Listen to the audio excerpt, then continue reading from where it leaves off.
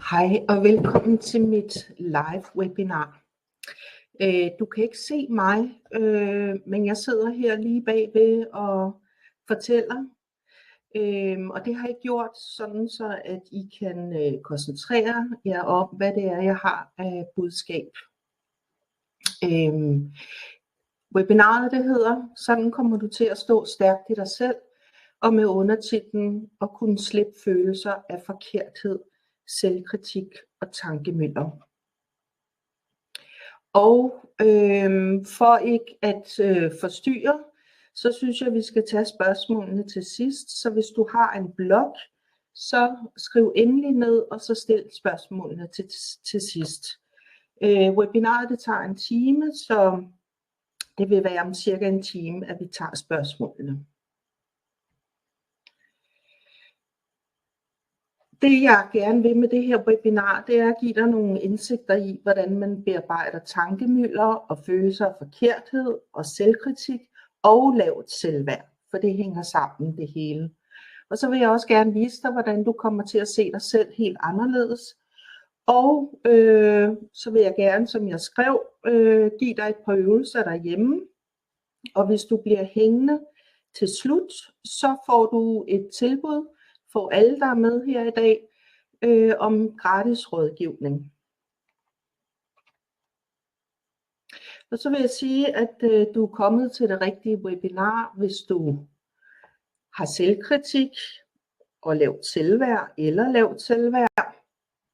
Hvis du har følelsen af forkerthed og alenehed.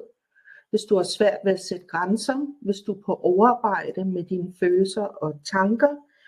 Og hvis der i relationer er en grundlæggende angst for at miste relationen og ikke at være god nok. Og der vil jeg gerne komme med et eksempel. Du kender måske det, at du er i gang med et eller andet, og en ikke har tid, og så er der en, som du kender rigtig godt, der ringer. Hvor du ikke får sagt, at det ikke passer godt, men du bliver hængende i samtalen. Og på den måde jo pleaser en andens behov og overhører din egen behov eller går over dine egne grænser. Ja.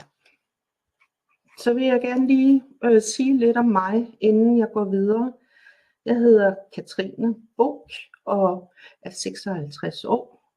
Og jeg er oprindelig kommunikationsuddannet og har arbejdet med det i cirka 15 år i private virksomheder. Men det var ikke noget, jeg trivedes særlig godt med. Så da jeg blev mor, tog jeg en coachuddannelse og syntes, at det var så spændende, så jeg fik blod på tanden og ville gerne mere ind i den verden. Og så uddannede jeg mig til psykoterapeut og blev færdig i 2009, hvor jeg startede min egen praksis. Og der kan I se, der er et billede nede til højre fra mit praksislokale i mit hus i Søborg i København. Og i dag der har jeg praksis i Gilleleje og på Østerbro i København. Og så har jeg selvfølgelig en masse online samtaler også, som fungerer rigtig godt. Her for cirka 10 år siden, der var jeg rundt i hele landet og holdt et foredrag om det autentiske menneske. Og bagefter satte jeg mig så ned og skrev et kompendie. Så har jeg skrevet en bog, der hedder Stop med at præstere, med undertitlen om tabet af os selv i vores relationer, i familien og som samfundsborgere. Og man kan sige, at vi er jo alle sammen præstationsramte, fordi der er så meget stress op i tiden. Men det, som den her bog handler om, det er det at forsøge at være noget andet, end man er. Altså ligne en, der står stærkt, men hvor man dybest set er usikker. Og derfor er rigtig meget på overarbejde hele tiden. Jeg skal lige tilbage, fordi jeg vil lige sige en ting mere. Jeg har også skrevet en masse blogs. Jeg har skrevet blogs om skam og lavt selvværd om vrede og det subtile svigt, som jeg kommer mere ind på senere. Så har jeg også skrevet om selvtab, som jeg også kommer mere ind på senere.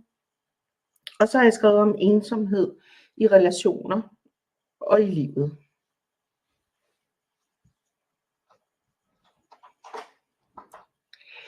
Så er der denne her model, som er fra min bog, hvor jeg beskriver en proces, som jeg ser er meget typisk. Og jeg har skrevet for oven, pres for samfund, familie, venner og arbejde på at komme videre. Og det er fordi, jeg oplever, at i den her proces, som omgivelserne typisk ikke forstår, der kommer der rigtig meget pres på. Og det pres kommer jeg mere ind på sådan lige om lidt. Men jeg ser, at det for eksempel starter med, at man har selvkritik. Det kunne også være noget andet, men nu tager jeg bare lige selvkritik. Og det næste er, at man søger hjælp, eller man prøver på at hjælpe sig selv, og man lægger meget anstrengelse i det. Og det jeg ser, det er, at det så ikke hjælper, og så lander man i en følelse af fiasko. Og når man er der, så ryger man ind i en fastlåsthed, fordi der ikke er hjælp, og videre ind i en tilstand, hvor man konstant, altså kronisk er på overarbejde. Jeg skal lige have lidt vand her. Og nu kommer jeg med et eksempel fra mit eget liv. Det kommer jeg med nogle flere gange. Jeg kommer også med eksempler fra klienter. Men jeg tænkte, at jeg vil også bruge nogle eksempler fra mig selv, sådan så I kan fornemme, hvad kommer jeg af. Jeg rent faktisk også har siddet med nogle af de her ting, og derfor har stor erfaring med det, også privat, udover selvfølgelig professionelt. I mit eget liv her som voksen, der viste min usikkerhed eller mit lave selvværd sig som, at jeg søgte andres bekræftelse.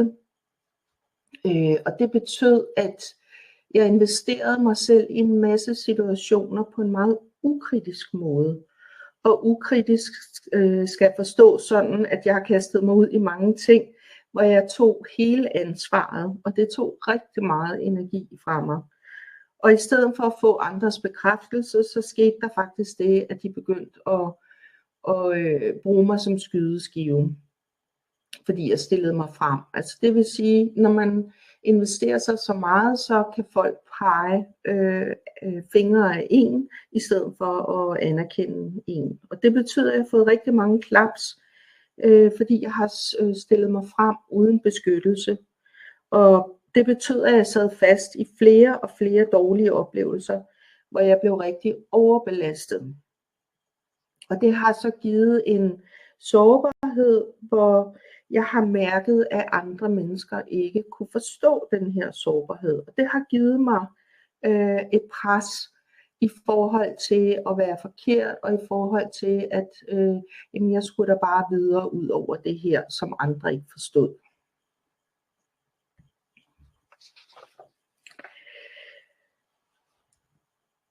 Som I ser, så har jeg sat en ring omkring punkt 4 og 5, og hvor jeg har skrevet, at det er her, hvor folk typisk kommer til mig for at få hjælp.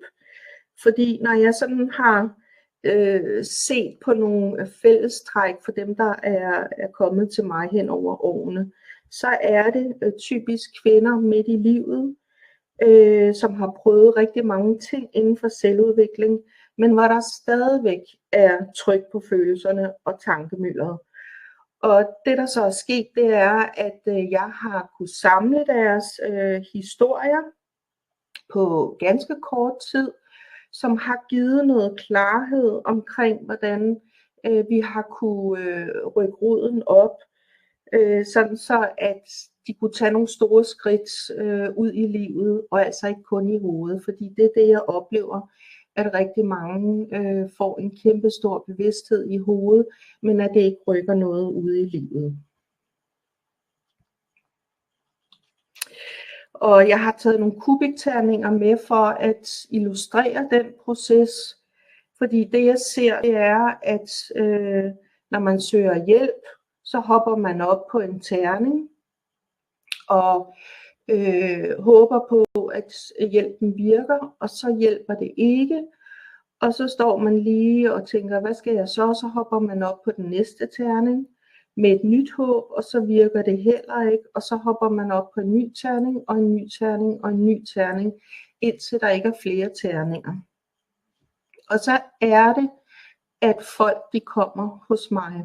Og det de siger, det er, at de oplever, at jeg begynder at dreje på terningen. Altså forstået på den måde, at terningen ikke rigtig har været levende eller spil før. Så nu begynder de at se nye farver og få nye perspektiver og få bevægelighed ind i livet af den måde at anskue livet og relationer og sig selv på. Det jeg også hører, det er, at rigtig mange har siddet hos nogle terapeuter, nogle coaches, nogle psykologer eller hvad det kunne være, og der har været rigtig meget fokus på, at der er en bagkant på. Og det er altså ligesom har fyldt, at man ikke har kunne komme nok ned i dybden, fordi nu skal man ud og klare dem igen. Og jeg hører også, og det er det som billedet over til venstre illustrerer, at der har været rigtig mange ord, og at man ikke rigtig har kunne omsætte ordene til noget konkret. Og det har jeg her illustreret ved, at en form for en, jeg ved ikke om man kan sige en kedsomhed, men i hvert fald en ligegyldighed. En følelse af, at det ikke er vedkommende for en.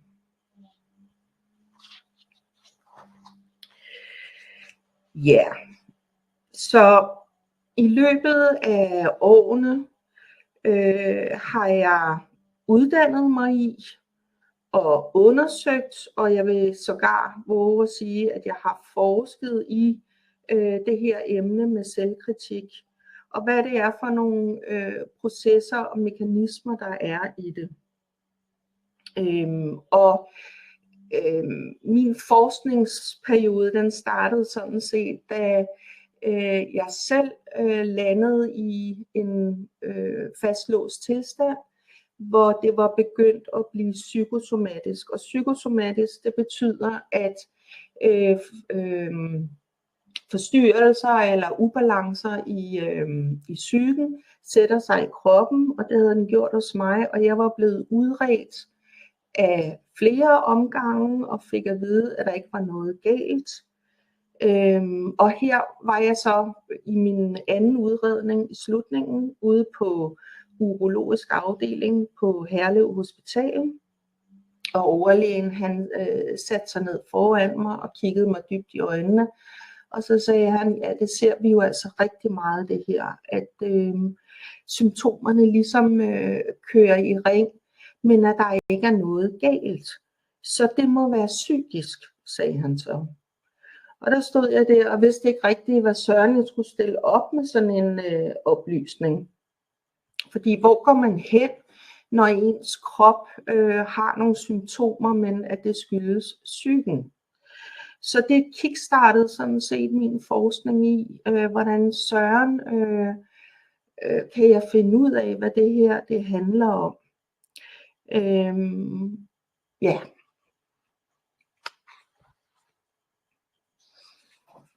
Det jeg lige vil få sagt, det var, at det jeg undervejs fandt ud af i min forskning, det var også det her omkring, at der er noget, der hedder det subtile svigt, og at der er noget, der hedder selvtab, og at symptomerne for mig var større, når jeg lavede et selvtab. Men det kommer jeg som sagt mere ind på lidt senere. Jeg skal lige have lidt vand igen. Ja, i min bog er der en masse figurer, og den her figur kommer fra bogen. Og den illustrerer sådan set min egen, men også mine klienters rejse. Og jeg fortalte før det her med at være fastlåst, og det ser I oppe der i trekanten. Og den fastlåsthed, den leder til nogle tilstande, som var nummer 5 i processen før. Og de tilstande kan være, og nu læser jeg op, det er de brune kasser med pile ned. Den tilstand kan være uforløsthed, frustration, vrede, irritation. Det kan også være tomhed eller meningsløshed og angst. Det kan være lavt selvværd, det kan være skam, eller der kan være sorg og tristhed og depressive tanker, eller decideret depression, og så kan der være stress.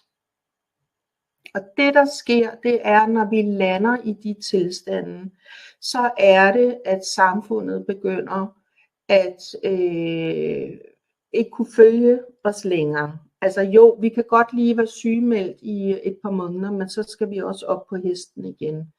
Så når man ligesom døjer med et tema og en fastlåshed over lang tid, så sker der det, at samfundet presser på. Det er det, jeg har skrevet i firkanten nede under pilene.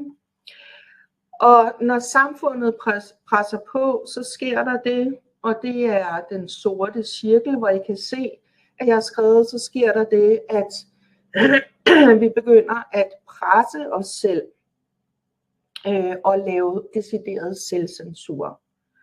Og det er altså en mekanisme, jeg ser rigtig meget, at i stedet for, at vi presser tilbage til samfundet, så forsøger vi ligesom at blive normale, og at, hvad skal man sige, ikke stille os i samfundets tabu.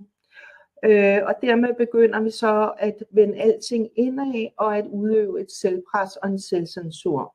Og det der så sker, I kan se, at jeg har lavet en pil ud, det er, at selvkritikken den begynder at accelerere rigtig voldsomt her. Det næste, der så sker, det er, at vi begynder at lave et selvtab. Vi begynder at hade os selv, og vi bliver kyniske over for os selv. Og jeg vil gerne komme med et eksempel, og det er igen fra mit eget liv, men det er som sagt for, at I kan fornemme, hvem jeg er. Fordi alle de her dårlige oplevelser, hvor jeg blev afvist og stod åben og ubeskyttet, der fik jeg jo en følelse af forkerthed. Og det vendte jeg ind af, fordi jeg synes, jeg var mislykket i samfundets forstand. Fordi jeg var jo sårbar, og jeg var ked af det over længere tid, og jeg fik et lavt selvværd, og så blev jeg jo også syg, og sov blandt andet ikke om natten, og havde svært ved at passe mit arbejde. Det der så skete, det var, at jeg for 20 år siden begyndte at arbejde med beskyttelse. Fordi man kan sige, at beskyttelsen af mig var jo det, jeg havde ansvar for. Men så begyndte jeg også at presse tilbage til samfundet. Og det vil sige, at jeg gik mere ind i den vrede, jeg havde, og sorgen over alle de afvisninger og mangel på forståelse, der var. Og egentlig både som voksen, men også i min barndom. Og så begyndte jeg at arbejde med forladthedsfølelsen og angsten for at blive forladt. Og her fandt jeg et paradoks, og det kunne godt være, at jeg var bange for at blive forladt, men faktisk var det jo sådan, at jeg forlod mig selv. Og det er det, jeg kalder et selvtab. Men stadigvæk, jeg kommer mere ind på det senere. Det jeg lærte, det var, at jeg ville hellere være alene. Fordi vi er jo alle sammen alene eksistentielt. Så jeg ville hellere være alene, end at forlade mig selv. Fordi jeg fik øje på, hvor ondt det gjorde at lave det selvtab, at forlade mig selv.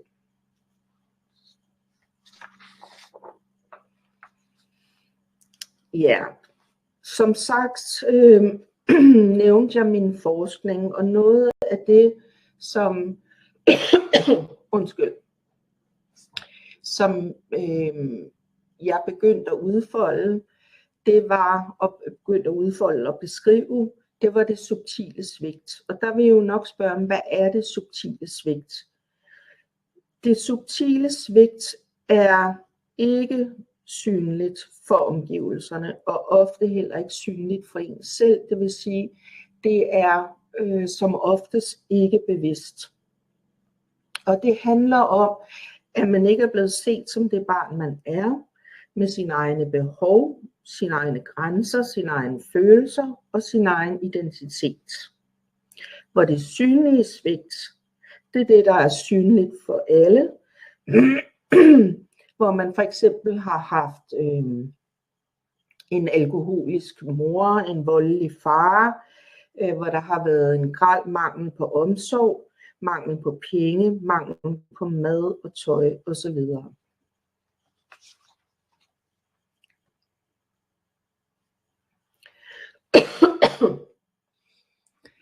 Og som jeg sagde, så er det oftest ikke bevidst. Det vil sige, at det som jeg ser igen og igen i min egen rejse og i mine klienters rejser, det er, at man starter med at sige, at jamen, jeg havde da en barndom, der var god, sådan forholdsvis god, måske ikke perfekt, men mine forældre, de var velansete, jeg havde tøj på kroppen, og vi kom på ferier osv. osv. Men efterhånden, som vi dykker lidt ned i det, og der kommer mere bevidsthed på, og man begynder mere at mærke, hvordan det har været at være barn i det her lidt perfekte hjem, så hører jeg udtalelser som, at min følsomhed var ikke velkommen, jeg følte mig alene, jeg følte mig ikke set, hørt eller lyttet til, jeg følte mig ansvarlig for stemningen i hjemmet, eller jeg skulle tage mig af mine forældre. Det kunne også være sådan noget som, at jeg følte, at jeg skulle gøre mine forældre tilfredse, men jeg kunne aldrig lykkes med det. Eller en åben og ærlig kommunikation var ikke mulig i min familie. Eller man skulle opføre sig på bestemte måder og blive i den rolle. Eller det kunne være, at mine forældre havde favoritter mellem mig og mine søskende. Eller jeg skulle tidligt tage vare på mig selv. Det kan også være, at jeg følte mig ofte skyldig, skamfuld, egoistisk, unyttig og dum sammen med mine forældre. Og det kunne for eksempel være forældre, der siger, du er også så stridig, eller du er også så kluntet, eller du er også så dygtig. Hvor man kan sige, at det er jo rart at få at vide, at man er dygtig, men stadigvæk så ringer det ind i, at man har en bestemt rolle, og så bliver det et fængsel, fordi man altid skal være sådan.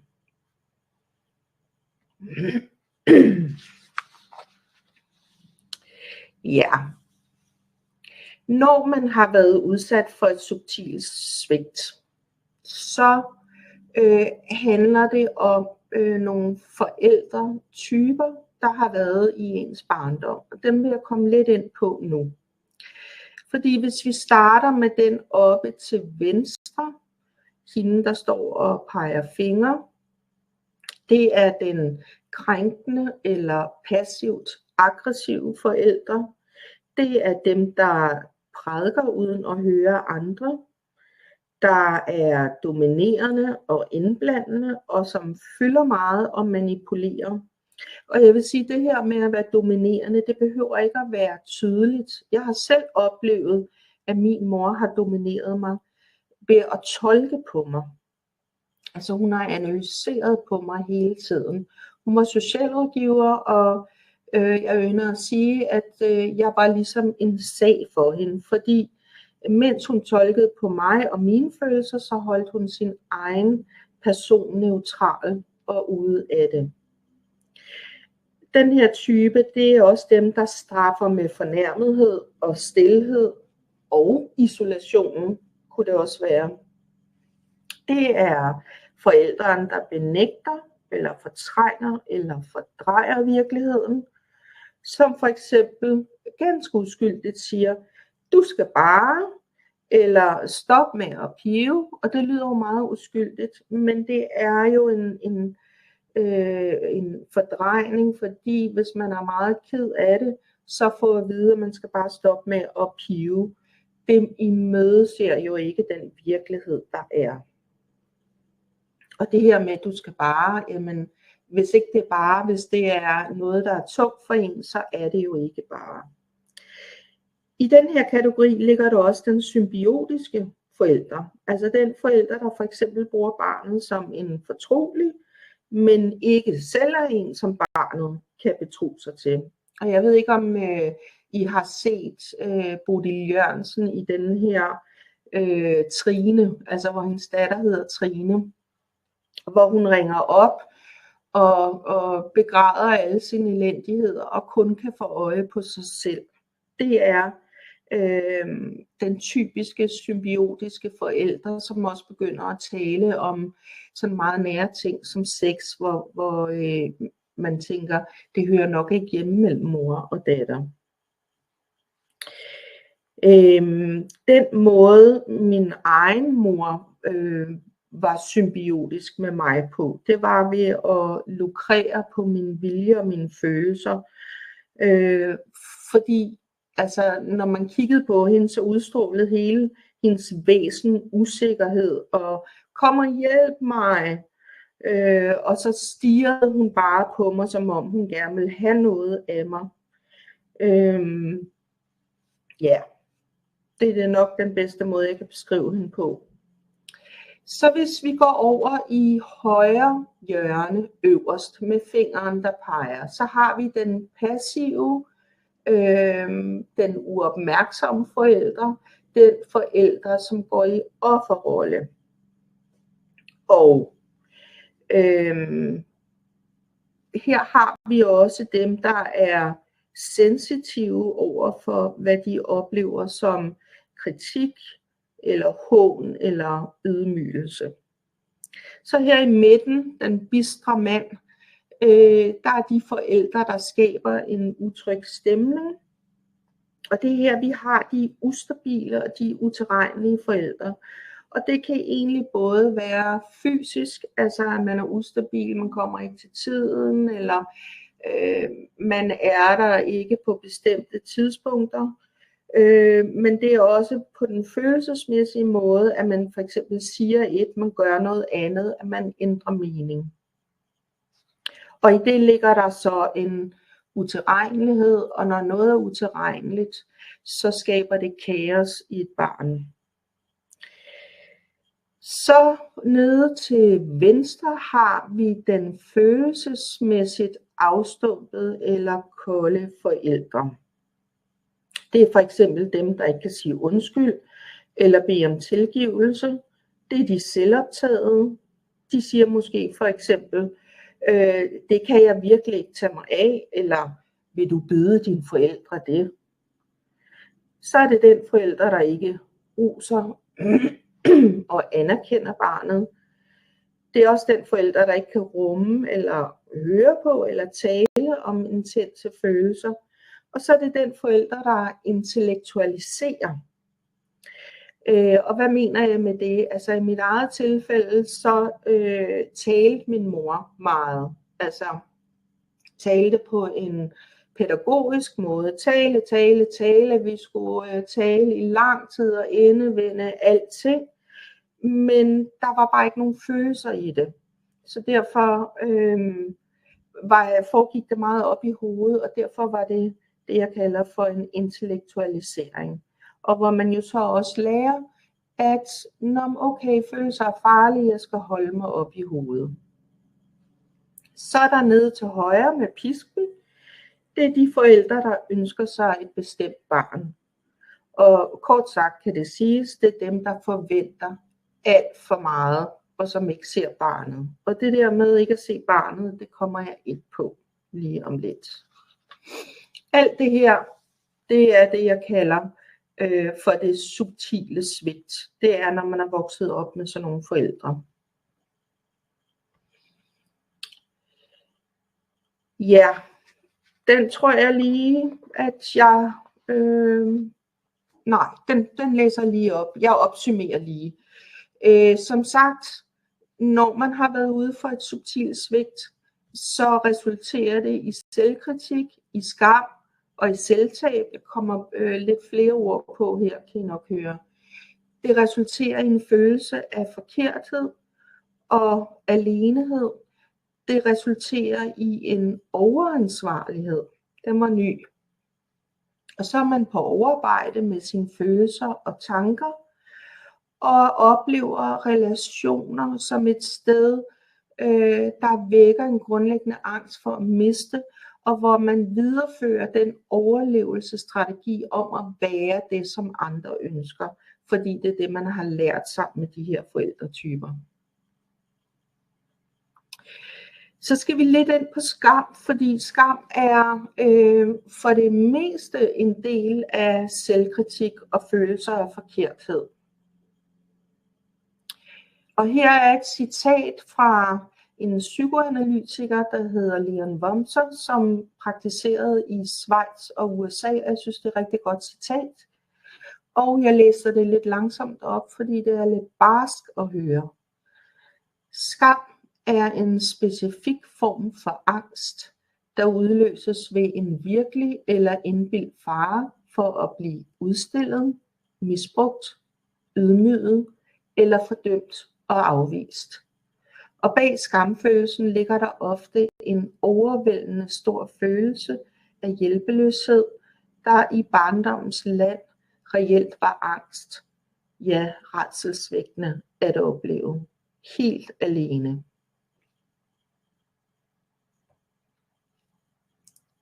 Og vi skal lidt mere ind på angst. Jeg skal lige have noget at drikke igen. Ja, fordi angst kan fungere og føles både fysisk og psykisk. Og hvis vi starter med det fysiske, så det behøver ikke at være sådan hos alle. Jeg siger, sådan kan det se ud. Man slår for eksempel øjnene ned, eller man undgår øjenkontakt, eller gemmer ansigtet i hænderne i håb om at undgå at blive set. Og den smerte, vi føler ved at være til stede med vores skam, den kan på mange måder få os til at virke fraværende, ligesom udtrykket i vores ansigt kan ligne en maske eller decideret være stivnet. Og så kan det også være et forsøg på at gøre sig mindre synlig, altså at skrumpe og bøje hoved eller nakke og ryg, ligesom at benene de kan have rigtig svært ved at bære os. Og i nogle tilfælde så kan vi også blive ildrøde eller kridhvide i ansigtet. Rent psykisk så føles skam som en anstrengelse for at være normal. Det kan også føles som en voldsom lyst til at løbe væk og gemme sig. Og der har jeg en klienthistorie, en kvinde, der kommer til mig som voksen, og som er i et forhold og bare gerne vil have at vide, hvorfor hun altid er så besværlig i et forhold, hvorfor hun er så bange for nærhed, og hvorfor hun løber væk hver gang, hun har en mand. Og der snakker vi om hendes barndom, og det viser sig, at hendes forældre igennem hendes opvækst har været ret ignorante over for hendes behov. Altså de har simpelthen ikke set hende, og når hun talte om følelser, så fik hun at vide, at hun var da også bare melodramatisk. Og alt det her resulterede i, at da hun blev teenager, der gik hun med depressive tanker, som bare voksede og voksede, og sagde til sine forældre, at hun mente, hun havde en depression og havde brug for hjælp, og de ignorerede hende totalt. Så det stod hun helt alene med. Og her som voksen, kunne hun jo ikke forstå, hvorfor hun løb fra relationer. Og det jeg hjalp hende med, det var at få øje på, at de her forhold faktisk gik over hendes grænse, fordi hun ingen grænser havde. Og at hun derfor lavede et stort selvtab. Og det er selvfølgelig derfor var en reaktion på det at løbe væk. Så da hun begyndte at sætte grænser, fandt hun ud af, at så havde hun lyst til at være i den her relation. Og det hun også fandt ud af, jamen så var hun jo ikke en pige, som var forkert, fordi at hun løb væk fra relationer. Så hun fik en følelse af at være rigtig, og at kunne se, at hun kunne gøre noget for at kunne holde ud og være i relationer. Så kan skam også føles som det ikke at være god nok og elskelig. Det føles som en angst, og det gør det, fordi at man taber selvkontrollen og kontrollen over situationen. Så er angst meget belastende og smertefuld.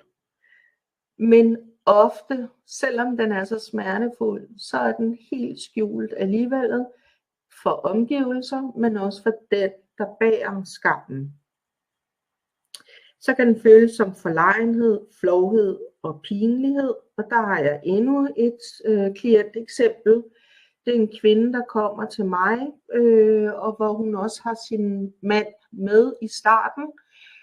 Så det var parterapi, og hun føler sig meget skamfuld over ikke at kunne give sin mand, eller kæreste var det, det som han havde brug for. Og det jeg oplevede, det var, at her var der tale om en mand, der var meget tydelig omkring, hvad han gerne ville have. Så det jeg hjalp hende med, det var, at hun fik øje på, at hun stod over for en måske lidt krævende mand her, som selvfølgelig vækkede hendes skamfølelser fra hendes barndom, hvor hun var vokset op med nogle forældre, som var meget restriktive, altså meget strenge, hvor hun blev krydsforhørt i nogle situationer. Og den skam var jo det, som den her mand vagte hos hende. Og hende lærte jeg faktisk også at begynde at sætte grænser for det her umættelige behov, han havde, som var meget tydeligt og som forkertliggjorde hende. Og det der faktisk skete, det var, at da hun begyndte at sætte grænser, at så følte han, at hun var meget mere til stede, fordi noget af det, han sagde i parterapien, det var, at hun ligesom forsvandt, og han følte, at han mistede hende. Så både han og hende var rigtig glade for den her løsning. Lidt mere om, hvordan skam føles på den psykiske måde. Det kan føles som en manglende værdi som menneske, altså at vi føler skam, fordi vi er sådan, som vi er. Så kan det føles som at være utilstrækkelig. Det kan også føles som ydmygelse, udstillelse, krænkelse, vanære eller tab af en selvfølelse. Og så vil jeg sige, at skam er rigtig tung at bære, fordi den knytter an til hele vores identitet og kan give os en fornemmelse af, at omverdenen har afsløret vores fejlbarlige person, får jeg lyst til at sige. Og så er skam en bevægelse ud af sig selv og over i andres hoved, og over i, hvordan de ser en, hvor man tænker, at de må tænke negativt om en, og det føler man så den her vurdering på sin egen hud. Og så er det en følelse af at være uønsket eller ikke at finde sin plads. Ja, det var lidt om skam. Jeg vil egentlig gerne lige sige lidt mere her om skam, fordi her har jeg skrevet 2 grunde til, at man udvikler skam, og den ene er det subtile svigt, som vi lige har snakket om, altså det ikke at blive set som det barn, man er med sin egen behov, sine egne grænser, følelser og identitet. Den anden er de synlige svigt, altså de synlige situationer med udskamning. Og man tror måske, at det er noget, der er voldsomt, men det altså netop en barndom med alkoholiske forældre osv. osv. Men mobning og fyring for eksempel er også eksempler på et synligt svigt med udskamning. Og der har jeg et eksempel fra mit eget liv. Det er nogle år siden, hvor jeg havde fået et job i en familieafdeling. Og jeg var jo en dreven, erfaren terapeut, og startede nu mit arbejde, og langsomt så mærkede jeg, at den chef, som havde været super glad, da hun ansatte mig og roste mig rigtig meget, lige pludselig så begyndte hun at virke meget mærkelig. Og efter noget tid, så kontakter jeg tillidsmanden og siger, at jeg simpelthen ikke forstår det her, jeg fornemmer noget mærkeligt noget.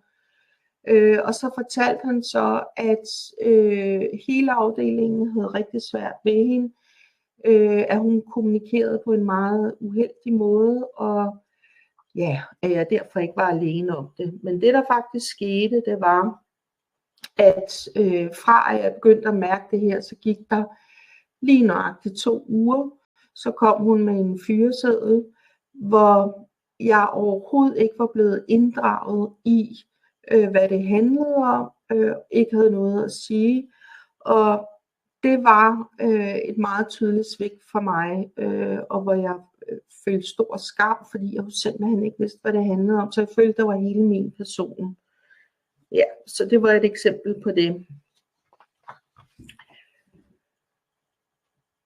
Så jeg skal lige se en gang her, fordi jeg skal lige sige lidt mere om skam. Det her med at... jeg kører lige frem alligevel til den her. Fordi det her med at blive spejlet korrekt. Altså nu har vi talt om det subtile svigt, som jo dybest set handler om ikke at blive spejlet korrekt som det barn, man er, på grund af de forældretyper. Og det at blive spejlet rigtigt i sine behov og i sine følelser, det er utroligt vigtigt, fordi vi er jo alle sammen anderledes. Og i den anderledeshed, der har vi altså en betydning, fordi vi er noget, som andre ikke er. Og det har faktisk en stor betydning for dine omgivelser, at du er præcis som du er. Og forkert spejling, det betyder jo, at vi føler os forkerte, og det at føle sig forkert, det er faktisk dybest set et selvhad. Ikke at du skærer i dig selv, men du skærer i din sjæl og psyke. Og min oplevelse er, at det i bund og grund faktisk er en vrede, som i stedet for at rette det mod dem, som du er vrede på, så vender du det mod dig selv.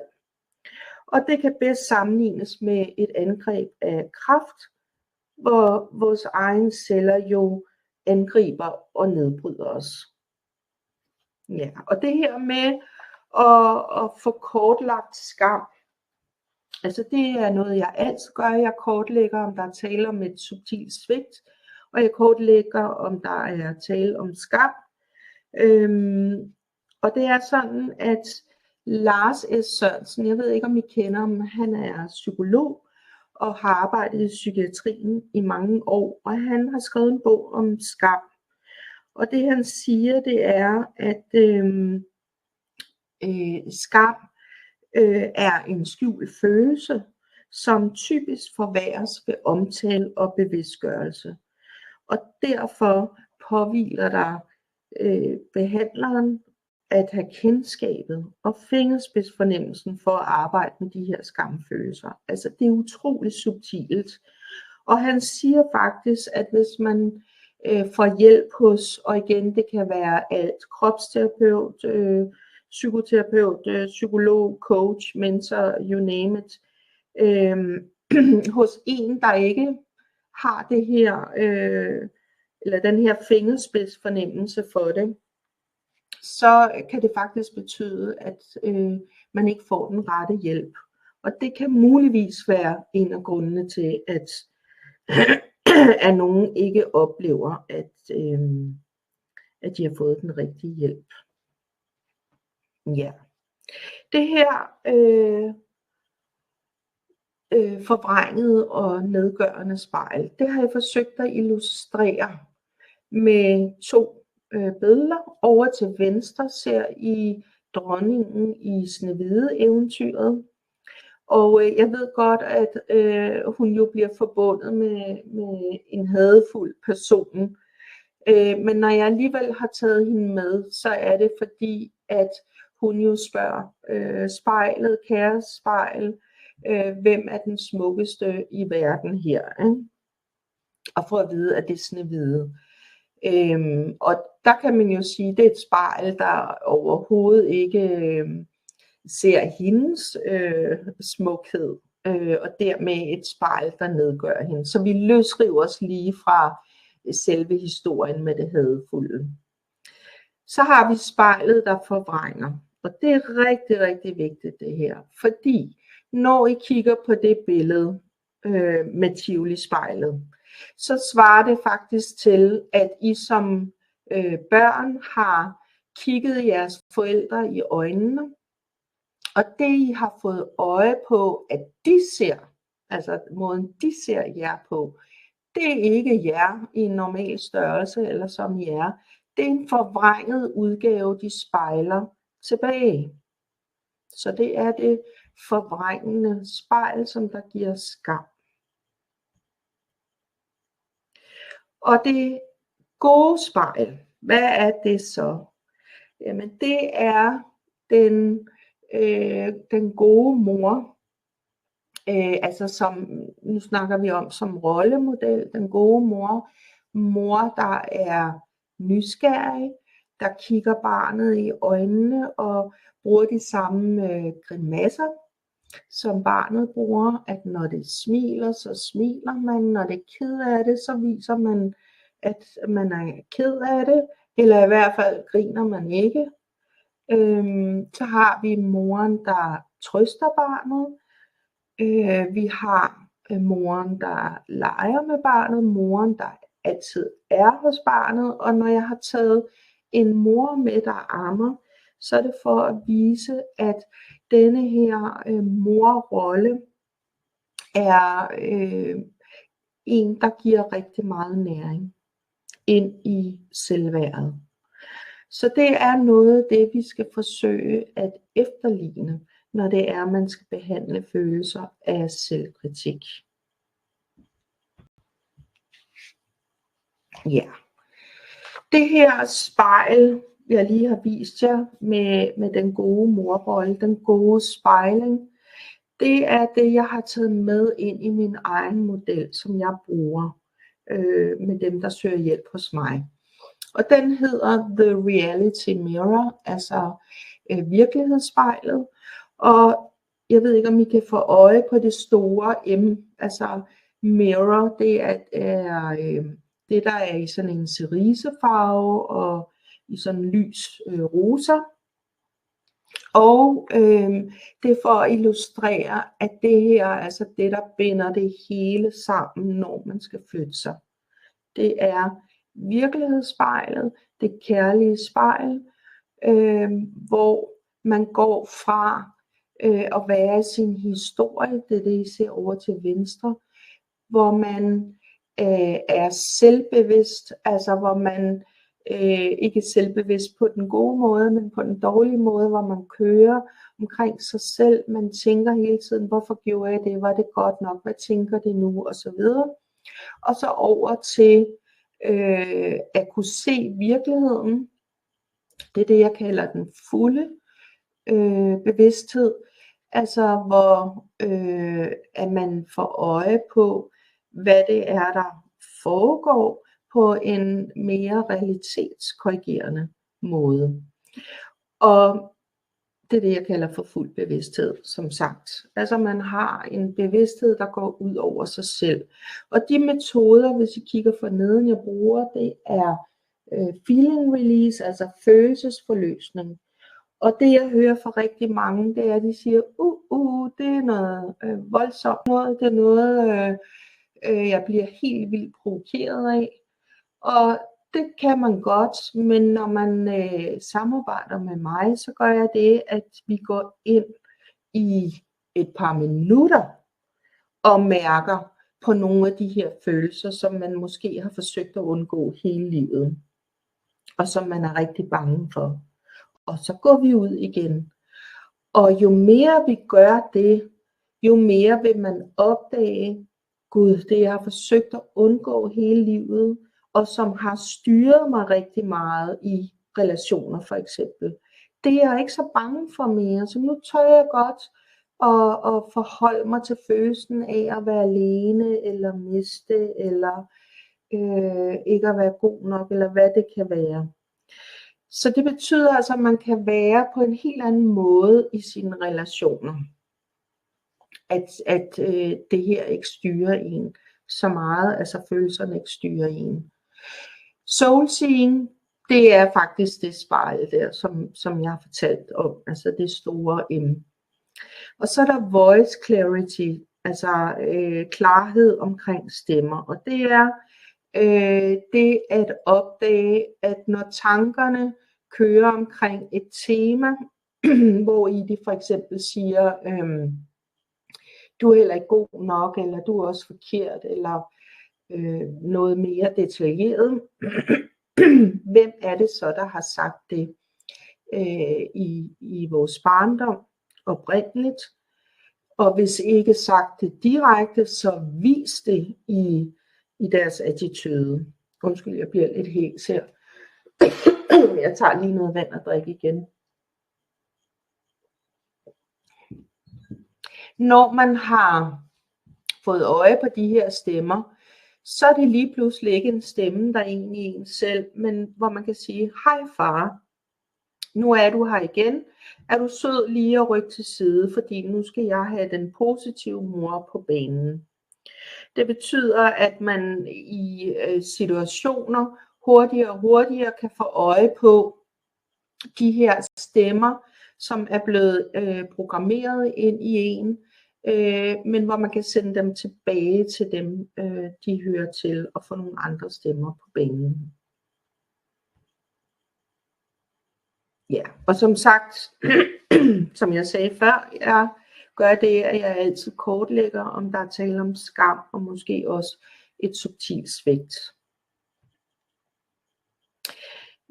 Min egen barndom, meget kort. Jeg er vokset op hos en mor, der fik mig som 20-årig, så hun var meget ung og usikker, og min far forlod os efter et halvt år, og det betød, at jeg oplevede jo at blive forladt. Og den forladthed vil jeg sige lidt om.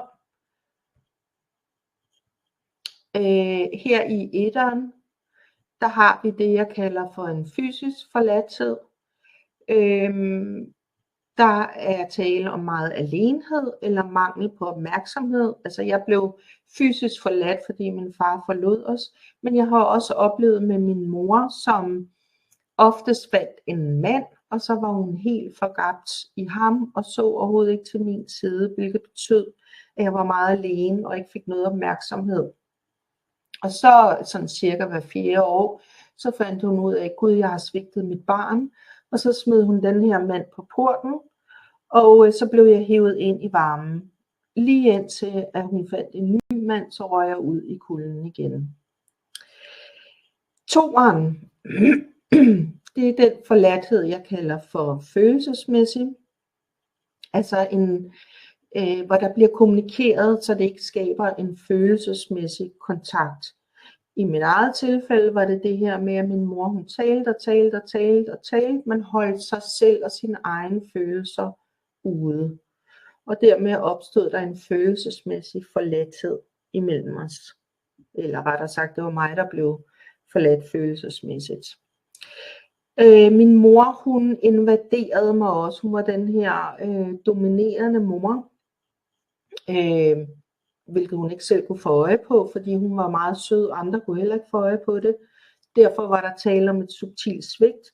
Men der skete det, at hun rigtig mange gange gik over mine grænser ved at tolke på mig.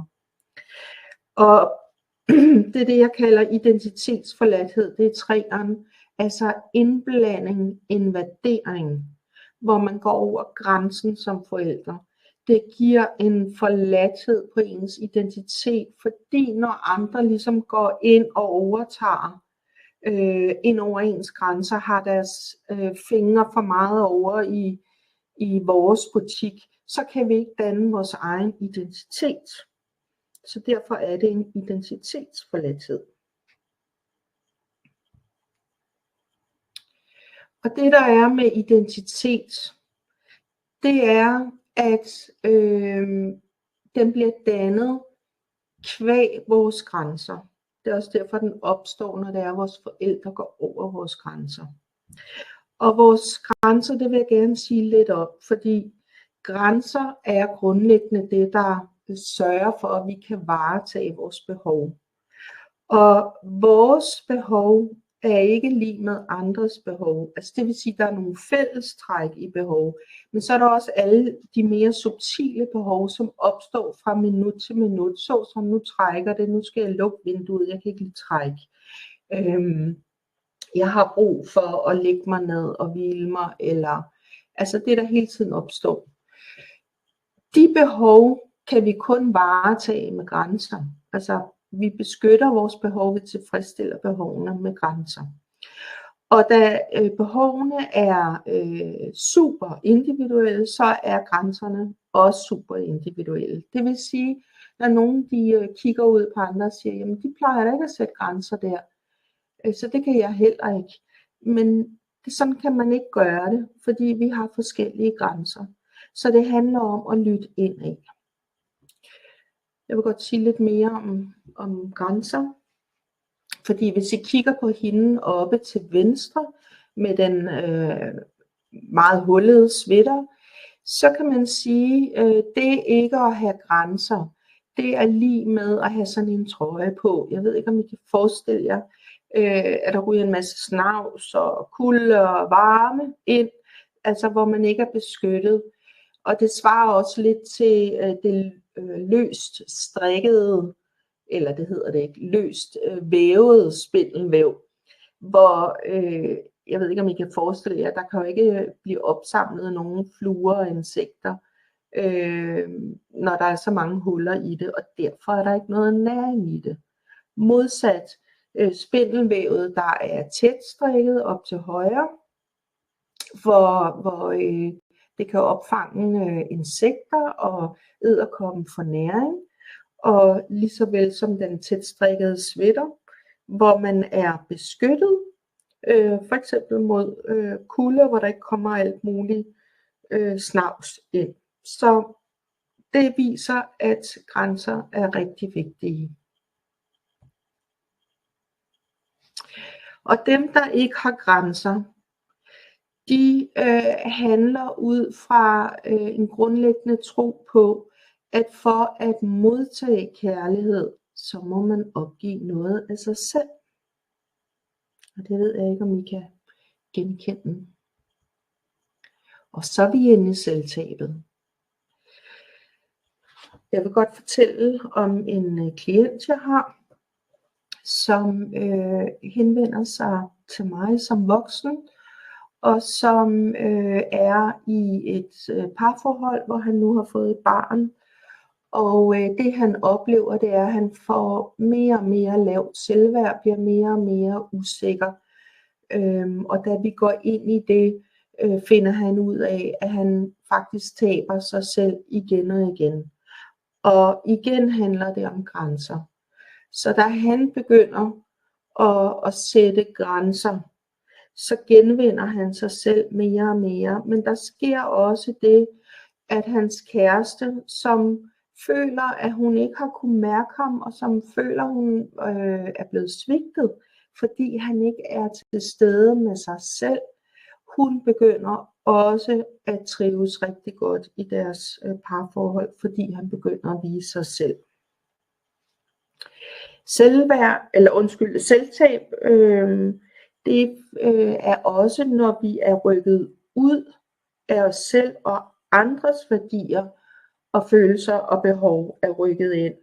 Eller hvis vi er meget loyale over for andre, men ikke over for os selv. Og så tager jeg et citat med her fra en bog, som psykoterapeut Marianne Davidsen Nielsen og psykolog Nina Leik har skrevet. De skriver, det betyder, at barnet må opgive at forstå, ja endog registrere sine egne følelser. Havde forældrene kunnet rumme barnets mangeartede følelser, kunne selvet være forblevet levende. Og det viser noget om, fordi det selvtabet, de beskriver her, det viser noget om, at i selvtabet er der også en dødhedsfølelse eller en tomhedsfølelse.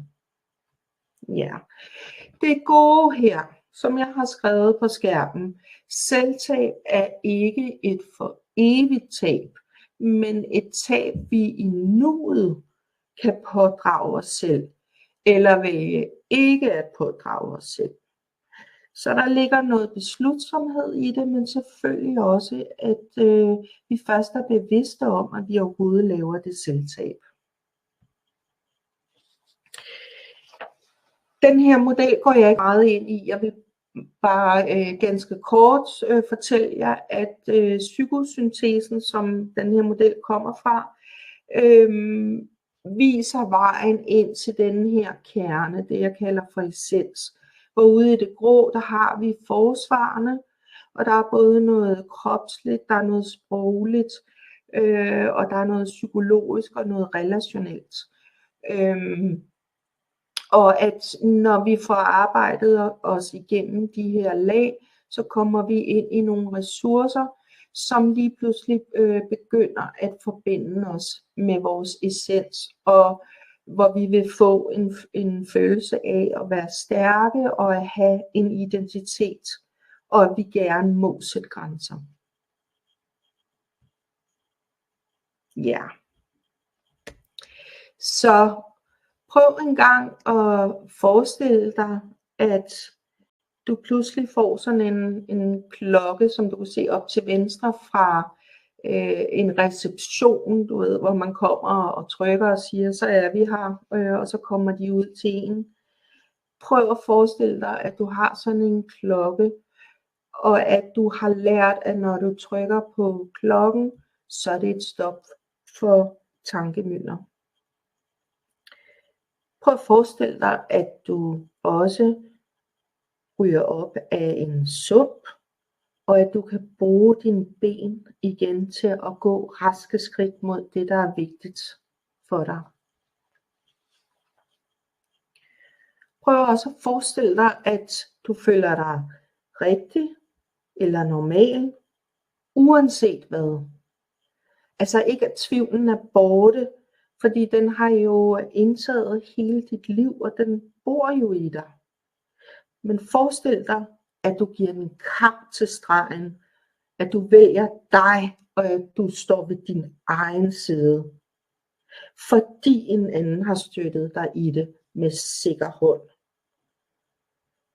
Prøv at forestille dig, at du føler dig glad og let og god nok i relationer og i dit eget selvbillede. Og at du ikke mere er bange og usikker, og at du ikke mere føler dig uelsket og ikke god nok. Så er mit spørgsmål til jer nu, hvor vi er ved at komme mod slutningen. Hvordan vil det være at have hjælp fra en, som har de erfaringer og den viden, som jeg har, sådan så du vil kunne opnå mere nydelse i livet? Og det er sådan, at jeg har reserveret noget tid i min kalender til at snakke personligt med dig, med jer, i forhold til om jeg kan hjælpe dig, og hvordan jeg kan hjælpe dig. Og så tænker du jo nok, jamen hvad er prisen for det? Og det er så her, hvor jeg vil give et gratis tilbud, fordi normalt så tager jeg 1000 kroner for sådan en samtale. Men i dag, kommer jeg med tilbud af de første 10, som der booker en samtale i dag. Der er det gratis. Ja. Hvordan er det så med den samtale? Jamen det er sådan, at vi går på Zoom, og så snakker vi sammen sådan 30-60 minutter. Det plejer at tage sådan 30-45 minutter, men der er sat 60 minutter af. Og der vil vi så snakke om dine udfordringer, og hvad det er, du gerne vil i mål med. Og så sammen identificerer vi det største problem, og hvordan det hænger sammen med de andre ting, som du oplever.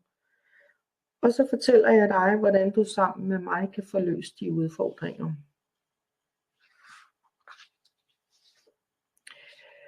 Og jeg vil lige sige, at hvis jeg skal være helt ærlig, så er den her samtale faktisk ikke for alle. Fordi jeg leder efter dem, der er et godt match. Fordi jeg vil gerne være rigtig sikker på, at jeg kan skabe resultater. Og det er sådan, at lige nu, der leder jeg efter en 8-10 mellem 30 og 60 år, som der virkelig vil opnå mere nydelse i livet og i relationer. Og som også ved, at kvalitet koster, og at lang erfaring ikke er gratis. Og hvad vil du for eksempel sige til, at 30 timer hos en, og nu vil jeg sige en dårlig psykolog, for der findes også gode psykologer, overhovedet ikke, ikke matcher en time hos en, der er kompetent og dygtig. Det er, hvad jeg hører hos dem, som kommer til mig. At det begynder at gå hurtigt og med raske skridt. Og så vil jeg sige, at hvis du booker din samtale i dag, så vil jeg gerne belønne dig for at tage action på det her, så du ikke skal leve sådan resten af livet. Og der vil jeg gerne sende en artikel, jeg har skrevet om det subtile, usynlige svigt, som en bonus til dig. Og det er noget, jeg kun giver til dem, jeg hjælper, og der er allerede mere end 500, der har læst den. Så nu vil jeg aktivere her. Først vil jeg lige gå videre. Her vil jeg aktivere den her gratis samtale knap. Jeg håber, I ser noget derude nu. En gudinde over til højre med en grøn knap. Og den kan I trykke på, og så kommer I over til min booking-side, hvor jeg har lagt nogle tider ind her i løbet af den næste uge. Og så har jeg lovet, at det er tid til spørgsmål. Så hvis vi lige lader den stå her 10 sekunder, og jeg lover at komme tilbage til den her book nu knap, men efter 10 sekunder, så går vi lige hen til chatten, og så besvarer jeg spørgsmålet.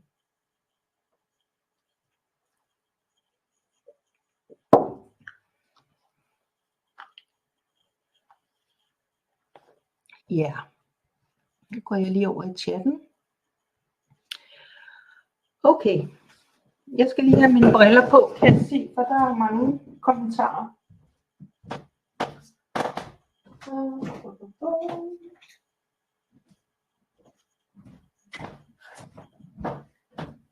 Ja. Det er sådan, at det er kun mig, der kan se jeres kommentarer, og det har jeg gjort, fordi jeg har oplevet, at der nemt kan starte en samtale uden for de budskaber, jeg har. Det kan godt virke lidt forstyrrende, og det synes jeg er synd, hvis I skal sidde og koncentrere jer om det. Nå, lyden forsvandt. Nå for søren. Og tusind tak. Hvor er det spot on for mig, når du fortæller om den bestemte forældretype. Min mor er lidt alle de typer, som du beskriver, meget skræmmende. Derfor søren. Og sådan er jeg vokset op. Ja. Og så Pia, du har skrevet, på et af dine første slides var et billede af det autentiske menneske. Er det et tilgængeligt værk? Det er et værk, når man er inde i mit univers. Så får man det. Ja, og man får også min bog. Jeg ønsker at købe bogen. Hvordan køber jeg den? Den udleverer jeg kun til dem, som jeg hjælper.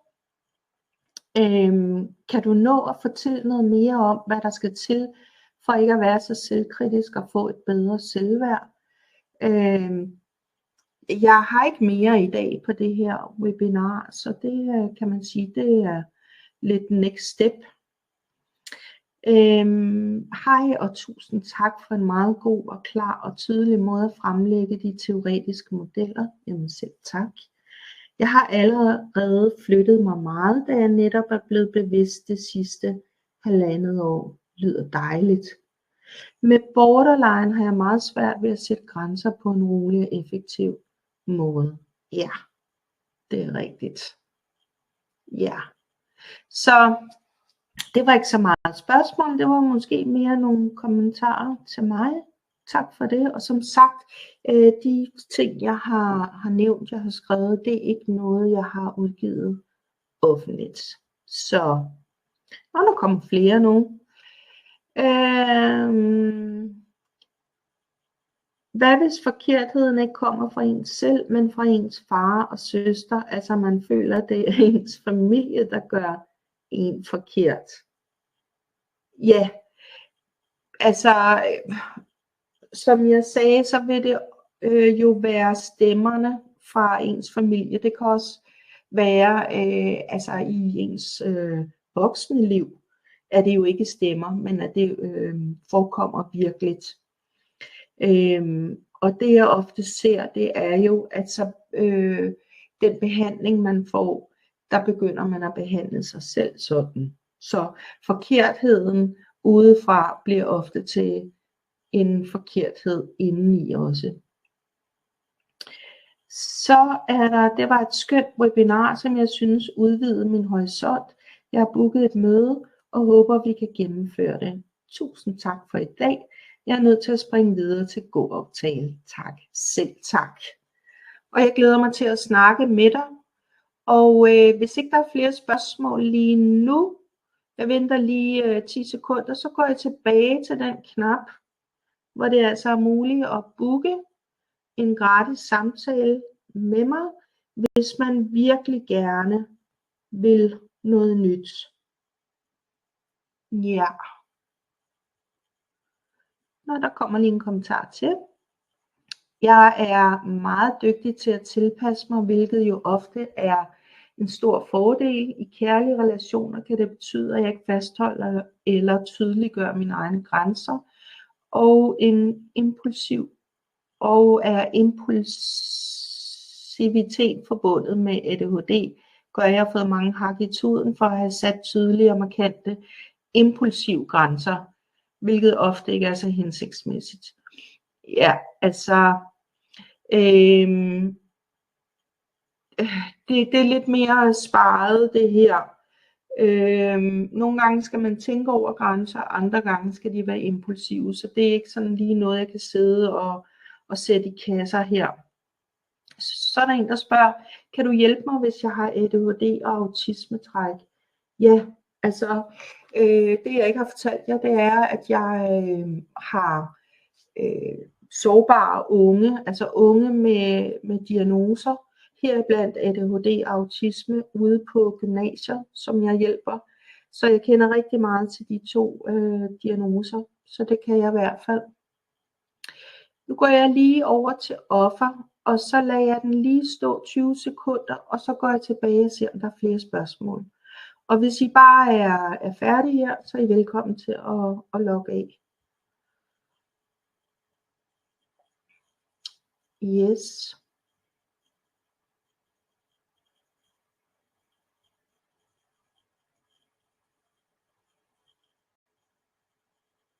I må lige skrive, hvis ikke det virker, linket. Altså her ser det ud som om, at det er aktiveret. Altså hvis knappen ikke virker.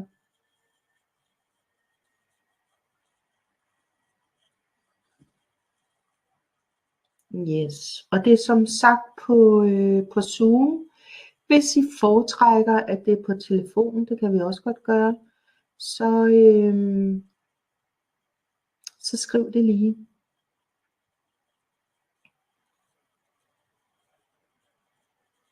Godt, jeg går lige tilbage til spørgsmål igen. Jeg kan desværre ikke have dem på samtidig, det er lidt dumt. Gå tilbage til chatten. Vil du have tilsendt vores svar på spørgsmålene til samtalen på forhånd? Nej, det vil jeg ikke. Dem tager vi til samtalen. Så ja, men det ser ikke ud som om der er flere spørgsmål. Jeg venter lige her 5 sekunder. Gå tilbage til offer, hvis det er det, I gerne vil.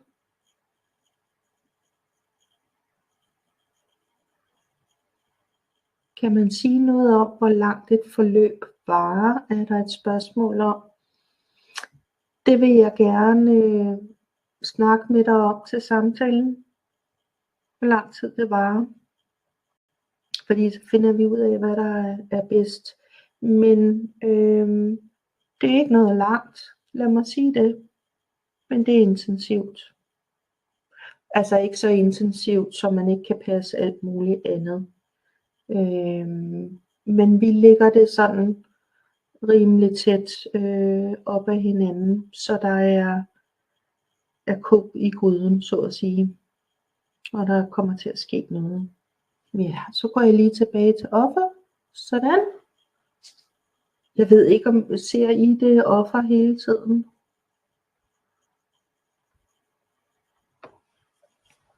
Så lader jeg det lige stå her 10 sekunder, så går jeg tilbage. Og er der ikke nogen spørgsmål, så afslutter jeg.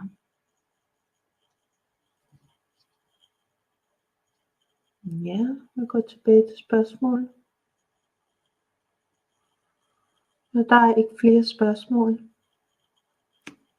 Så vil jeg sige rigtig mange tak for i dag. Håber I har nydt det. Og det kan være, at vi snakkes ved. Hej.